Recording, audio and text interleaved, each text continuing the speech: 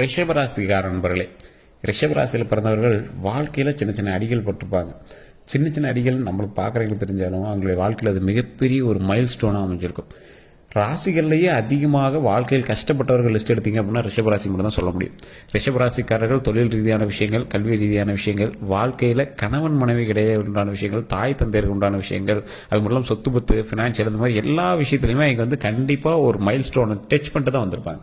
அதாவது சக்ஸஸ்க்கான மைல் ஸ்டோனில் இருக்கிற இடத்துலேயே ரொம்ப கஷ்டத்துக்கான மைல் ஸ்டோனும் பார்த்து தான் வந்திருப்பாங்க. இந்த ராசிக்காரர்கள் நிறைய திருமணத்திற்கு முன்னாடி காதல்கள் இருந்திருக்கலாம், அவங்க மேலே நிறைய பேர் காதல் வயப்பட்டிருக்கலாம். ஆனால் அவங்க வந்து வீட்டில் சொன்னவங்க தான் திருமணம் பண்ணியிருப்பாங்க.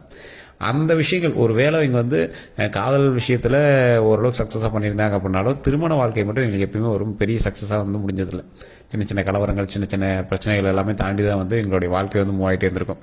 குழந்தை பேர் சம்மந்தப்பட்ட விஷயங்களையும் நீங்கள் வந்து எவ்வளோ தான் ஸ்டெப் எடுத்துருந்தீங்க அப்படின்னாலும் ஒரு பெரிய மகிழ்ச்சியான விஷயங்கள் வந்து உங்களுக்கு உருவாயிருக்காது. கொஞ்சம் தடைப்பட்டு தான் வந்து குழந்தை பேர் உருவாயிருக்கும். இல்லை சார் அப்படிலாம் ஒன்றும் இல்லை அப்படின்னு முன்னாடி உருவாயிருச்சு அப்படின்னா உங்களுடைய கணவன் அல்லது மனைவியினுடைய ஜாதகம் நல்லா இருந்திருக்கும். அதே போல் இந்த ராசிக்காரர்களுக்கு தாய் தந்தையர் மூலமாக பெரிய சப்போர்ட்லாம் உங்களுக்கு ஒன்றும் கிடைச்சிருக்காது. தாய் தந்தையர் மூலமாக அந்த சப்போர்ட்லாம் உங்களுக்கு ஓரளவுக்கு தான் இருந்திருக்கும். அதுவே திருமணமாகி கணவன் மூலமாக சில சப்போர்ட் உங்களுக்கு கிடைக்கும். ஒரு சிலருக்கு அந்த சப்போர்ட் வந்து உங்களுக்கு ரொம்பவே வந்து மேலே கொண்டுறதுக்கான வாய்ப்புகளாகவும் அமையும். ஆனால் என்னென்னா நீங்கள் எதிர்பார்த்த அளவுக்கு அவர் வந்து சப்போர்ட் கொடுக்க மாட்டார். ஆனால் ஒரு வேளை லைட்டாக கொடுத்தா கூட அது உங்களுக்கு வந்து ரொம்பவே வந்து ஒரு ஹெல்ப்ஃபுல்லாக இருக்கும். இந்த ராசிக்காரர்கள் 18 வயது உட்படுறாங்க அப்படின்னா கல்வி சம்மந்தப்பட்ட விஷயத்தில் நீங்கள் வந்து ஈடுபட்டுருக்கீங்க அப்படின்னா படிப்பில் கவனம் அதிகமாக இருந்தே ஆகணும் அப்படிங்கிற ஒரு காலகட்டம். ஏன்னா இந்த ரிஷபராசிக்கு என்ன பண்ணாலும் சரி, இது வந்து பெற்றோர்கள் பார்த்துட்டீங்க அப்படின்னா ரிஷபராசிக்கு என்ன பண்ணாலும் சரி 18 வயது உட்பட்டவர்களுக்கு மைண்ட் டைவர்ஷன் கண்டிப்பாக நடந்தே இருக்குது. ஸோ இதை நீங்கள் வந்து ரொம்ப கண்காணிக்கக்கூடிய ஒரு காலகட்டம். இந்த காலகட்டம் நீங்கள் 18 வயதுக்கு உட்பட்டவர்களை ரொம்ப கண்காணிக்கக்கூடிய ஒரு காலகட்டமாக அமையுது. நீங்கள் பேரண்ட்ஸாக இருக்கீங்க, ரிஷபராசிக்காரங்க உங்களோட குழந்தைகளாக இருக்காங்க, 18 வயசுக்கு உட்பட்டவங்களாக இருக்காங்க, ஒரு மேஜர் வயசு, ஒரு குறிப்பிட்ட நல்ல ஒரு மேஜர் வயசுக்கு வர ஆளுங்களாக இருக்காங்க அப்படின்னா தயவு செய்து எங்களை கண்காணிங்க. கொஞ்சம் ஸ்ட்ரிக்டாகவே கூட வச்சுக்கலாம், ஒன்றும் பிரச்சனையே கிடையாது. இந்த காலகட்டத்தில் நீ இப்படி தான்ப்பா இருக்கணும், இப்படி தான்ப்பா இருக்கணும், நீ வந்து படிப்பில் மட்டும்தான் கவனம் செலுத்தணும், வேறு யார்கிட்ட நீங்கள் வந்து ஃபோனோ மெசேஜஸோ மொபைலோ இதெல்லாம் கொஞ்சம் அவாய்ட் பண்ணி படிப்பில் மட்டும் கான்சன்ட்ரேட் பண்ணு அப்படின்னு சொல்லி பாருங்கள். ஏன்னா தேவையில்லாமல் பேரை கெடுக்கக்கூடிய ஒரு காலகட்டமாகவும் வரக்கூடிய காலகட்டங்களாக இருக்குது. அது எதுக்கு தேவையில்லாத வேலை, கொஞ்சம் நம்ம எச்சரிக்கையாக இருந்துக்கிறது ரொம்ப நல்லது தானே. ஸோ அந்த மாதிரி விஷயத்தில் கொஞ்சம் கவனமாக இருந்துக்கோங்க. மற்றபடி எல்லாமே நல்லா இருக்குது, ஒன்றும் பெரிய இஷ்யூஸ்லாம் இல்லை. அப்போ டைவிஷன், மைண்ட் டைவிஷன் மட்டும் எல்லாம் பார்த்துட்டிங்க அப்படின்னா ரொம்ப நல்லது. அதற்கு பிறகு 18 வயதுக்கு மேற்பட்டவங்களாக இருக்கீங்க அப்படிங்கிறவங்க 18 வயதுக்கு உட்பட்டவங்களுக்கு இன்னொரு பரிகாரமும் ஒன்று சொல்கிறேன், நீட்டாக அதை கேட்டுக்கோங்க. இந்த 18 வயசுக்கு உட்பட்டவங்களாக இருக்கீங்க அப்படின்னா எங்களை பழனிக்கு அல்லது திருச்செந்தூர் கோவிலுக்கு கூட்டு போயிட்டு வாங்க. உங்களுடைய சக்ஸஸ்க்காக இது போயிட்டு வாங்க அப்படிங்கிற மாதிரி கூட்டு போயிட்டு வாங்க. அது ரொம்பவே நல்லது. மைண்டை தெளிவாக வச்சுக்கோங்க. நல்லா தெளிவாக எங்களை வந்து படிக்கிறதுக்காக மட்டும் ஸ்பெண்ட் பண்ண வைங்க. அவங்க முன்னாடி பெற்றோர்கள் சண்டையிடக்கூடாது, அவங்கக்கிட்ட தேவையில்லாமல் ஆர்கியூமெண்ட்ஸ் பண்ணக்கூடாது. இதை வந்து நீங்களும் புரிஞ்சுக்கணும், பெற்றோர்களும் புரிஞ்சுக்கணும். ஸோ அதை வந்து கண்டிப்பாக நீங்கள் வந்து பண்ணாமல் இருக்கிறது ரொம்பவே நல்லது. அதே போல் இவங்க வந்து திருச்செந்தூர் கோயிலுக்கும் பழனி கோயிலுக்கும் நீங்கள் போயிருந்தீங்க அப்படின்னா ரொம்ப நல்லது. பழனியில் கீழே திரு ஆவினங்குடி அப்படிங்கிற இடத்துக்கு போய் வழிபட்டு வர சொல்லுங்கள். அது ரொம்ப ரொம்ப ரொம்ப ரொம்ப நல்லது. அதே போல் 18 வயது மேற்பட்டவர்களாக இருக்கீங்க அப்படின்னா வேலைக்காக வெயிட் பண்ணுறவங்களா இருந்தீங்க அப்படின்னா இந்த காலம் உங்களுக்கு ஓரளவுக்கு ஃபஸ்ட்டு ஸ்டெப் வைக்கக்கூடிய காலகட்டமாக தான் இருக்கும். பயிற்சிக்கான காலகட்டம். உங்களுக்கு வேலை கிடைக்குது அப்படின்னு கேட்டோம்னா 100% வந்து ஒரு 90% கிடைக்கிறதுக்கான வாய்ப்பு இருக்குது. ஒரு 10% வந்து கொஞ்சம் ஜர்க் அடிக்கும். அது இந்த காலகட்டம் தான் ஜர்க் அடிக்கும். இதுக்கு அடுத்து இன்னொரு கிட்டத்தட்ட 1.5 மாதத்துக்கு பிறகு கிரக மாற்றம் நடக்கும்போது உங்களுக்கு ஆட்டோமேட்டிக்காக அதுக்கான சக்ஸஸ்க்கான வழி பிறக்குது. அது பிரச்சனையே கிடையாது. இந்த 1.5 மாதத்தில் வந்து நான் சொல்கிறேன், இது இன்னும் ரொம்ப நீங்கள் வந்து டிமோட்டிவேட் ஆகிடாதீங்க. கிடைக்க இருக்குது. இந்த 1.5 மாதத்தில் வந்து ஸ்டெப்பு தான் எடுக்க முடியும். ஸோ அதுக்கு வந்து நீங்கள் பயிற்சி எடுத்தால் மட்டும் தான் அந்த 1.5 மாதம் கழிச்சுமே உங்களுக்கு வந்து சக்ஸஸ் கிடைக்கும். இப்போ இருந்து பயிற்சி எடுத்துக்கிட்டே இருக்கணும். ஏதாவது ஒரு எக்ஸாம் எழுதுறீங்களா, எழுதிட்டே இருங்க. அதுக்கு ஃபுல் அண்ட் ஃபுல் வந்து ப்ராக்டிஸ் பண்ணிகிட்டே இருங்க. அந்த ப்ராக்டிஸ் பண்ணிட்டே இருக்கும்போது 1.5 மாதம் கழித்து ஆட்டோமேட்டிக்காக அதுக்கான சக்ஸஸ்க்கான வழி பிறக்கும். உங்களுக்கான போஸ்டிங்கான இது கிடைக்கும். அதில் வழியாக நீங்கள் வந்து சக்ஸஸ் வந்து அச்சீவ் பண்ணிடலாம். அதே போல் இந்த ராசிக்காரர்கள் நீங்கள் வந்து 18 வயதுக்கு மேற்பட்டுறாங்க, தொழிலை தொடங்கலான் இருக்கீங்க, சுய தொழில் தொடங்கலான் இருக்கீங்க அப்படிங்கிறவங்கலாம் ஒரு நல்ல காலகட்டம் அப்படியே சொல்லலாம். ஆனால் அதீத முதலீடுகள் மட்டும் போடவே கூடாது அப்படின்னு நம்ம தெளிவாக சொல்லிடுறோம். ரிஷபராசிக்காரர்களை ஈஸியாக ஏமாற்றிடலாம். ரிஷபராசிக்காரர்கள் இருக்கீங்க அப்படின்னா உங்களை வந்து ஈஸியாக ஏமாற்றிடலாம். யார் வேணாலும் உங்களை ஏமாற்றிடுவாங்க. குடும்பத்திலேயே உங்களை வந்து ஒரு டம்மி பீஸ் மாதிரி தான் வச்சுட்டு இருப்பாங்க. ஓப்பனாக சொல்லலாம் தான், நான் என்ன சார் இப்படிலாம் சொல்கிறீங்க, அப்படிலாம் சொல்லக்கூடாதும்பீங்க. உங்களை வந்து அப்படி தான் வச்சுட்டு இருப்பாங்க. நீங்கள் உழைச்சி போடுவீங்க, மற்றவங்க சாப்பிட்டுட்டு இருப்பாங்க. நீங்கள் எஃபர்ட் போட்டிருப்பீங்க, மற்றவங்க பேர் வாங்கியிருப்பான். நீங்கள் எல்லா வேலையும் செய்வீங்க, வேற ஒருத்தன் அதில் வந்து சக்ஸஸ்க்கான ஆமாம்பா அதெல்லாம் பண்ணணும்னு பேர் வாங்கிட்டு கெத்து காட்டிகிட்டு இருப்பான். ஸோ இது மாதிரி உங்களை வந்து ஈஸியாக ஏமாற்றிடுவாங்க. ஸோ அதனால் அதீத முதலீடுகள் போடாதீங்க. முதலீடும் உழைப்பும் உங்களுதாக இருக்கும், ஆனால் சக்ஸஸும் பேர் வாங்கணும் வேற ஒன்றா இருக்கும். பார்ட்னர்ஸ் உங்களை ஏமாற்றிடுவாங்க. லைஃப் பார்ட்னர் அப்படி தான், தொழில் பார்ட்னர் அப்படி தான். ஈஸியாக உங்களை வந்து டம்மி பண்ணிடுவாங்க. ஸோ அதனால் தயவு செய்து எச்சரிக்கையாகவும் கவனமாகவும் செயல்பட்டீங்க அப்படின்னா தப்பிச்சிக்கலாம். அவ்வளோதான், பெரிய சக்ஸஸ்லாம் சொல்ல முடியாது, தப்பிச்சிக்கலாம். ஸோ அதில் கொஞ்சம் கவனமாக இருந்துக்கோங்க. உங்களது உழைப்பையும் கவனத்தையும் 100 மடங்கு போடுங்க. எஃபர்ட், நீங்கள் இந்த இடத்துல நீங்கள் வந்து குதிரை கடிவாளம் கட்ட மாதிரி இருக்கும் உங்களோட தொழில். உங்களை வந்து ஈஸியாக மைண்ட் டைவர்ட் தான் பண்ணுவாங்க. நீங்கள் உழைச்சிட்டே இருப்பீங்க, உங்கள்கிட்ட ஒருத்தர் ஆசையை காட்டுவான், நீங்கள் அந்த பக்கம் டைவர்ட் ஆயிருவீங்க. அதனால் நீங்கள் என்ன நடக்கும், உங்களுக்கு வந்து டேரெக்டாக அந்த உழைச்சிட்டே இருக்கிறதுக்கான அவுட்புட் வந்து கிடைக்காம இருந்திருக்கும். ஸோ அப்போ நீங்கள் என்ன பண்ணணும், அதிகமாக வந்து கான்சன்ட்ரேஷன் உங்களோட தொழிலில் மட்டும்தான் இருக்கணும். அந்த தொழிலில் மட்டும் நீங்கள் அதிகமாக கான்சன்ட்ரேட் பண்ணீங்க அப்படின்னாவே போதுமானது.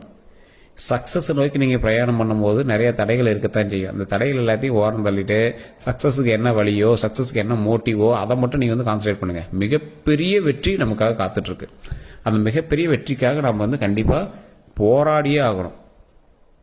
இந்த போராட்டம் எதை நோக்கி போயிட்டுருக்கோம், போராட்டம் உங்களுடைய வெற்றி கிடைக்கும் வரை போயிருக்கு. சார் எது சார் வெற்றி அப்படின்னு நினைப்பீங்க.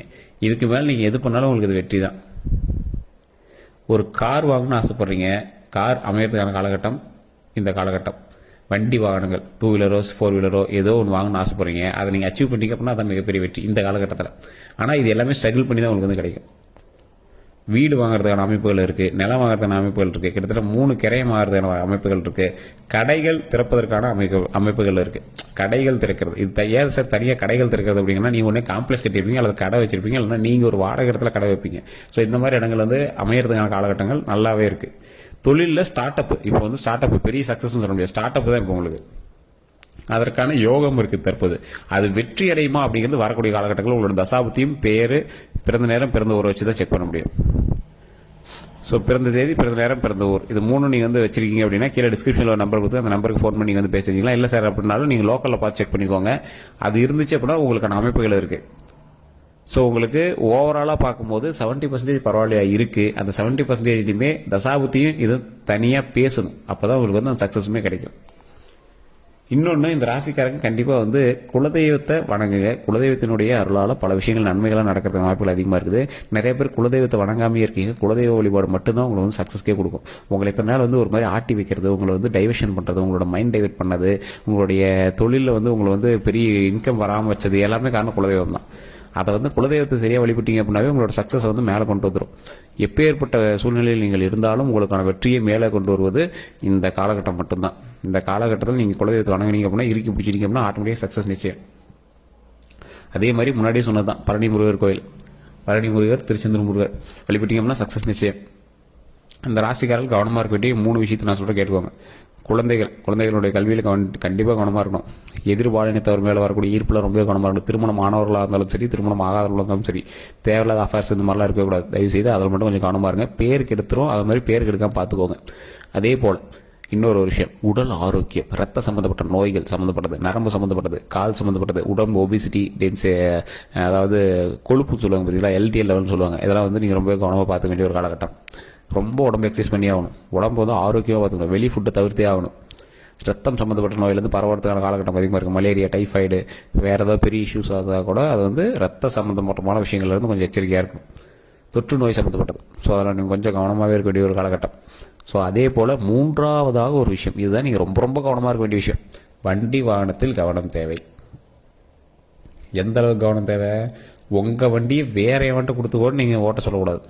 நீ போயிட்டு வாப்பான்னு சொல்லி கூட ஓட்டக்கூடாது, வண்டிக்கு பிரச்சனை. அதே மாதிரி நீங்கள் வண்டி ஓட்டிகிட்டு போகிறீங்க அப்படின்னா ஸ்டண்ட் அடிக்கிறது, கவனம் எல்லாம் ஃபோன் பேசிட்டு போகிறது, ஒரு கையில் வண்டி ஓட்டுறது, 2 கை விட்டு வண்டி ஓட்டுறது, ஹெல்மெட் போடாமல் போகிறது, அரசுக்கு விரோதமாக வாகனங்கள் ஓட்டுறது, ஒன் சைடில் போகிறது, அதாவது ஒன் வேல போகிறது, இந்த மாதிரி விஷயங்கள்லாம் பண்ணிங்கன்னா கண்டிப்பாக மாட்டுவீங்க.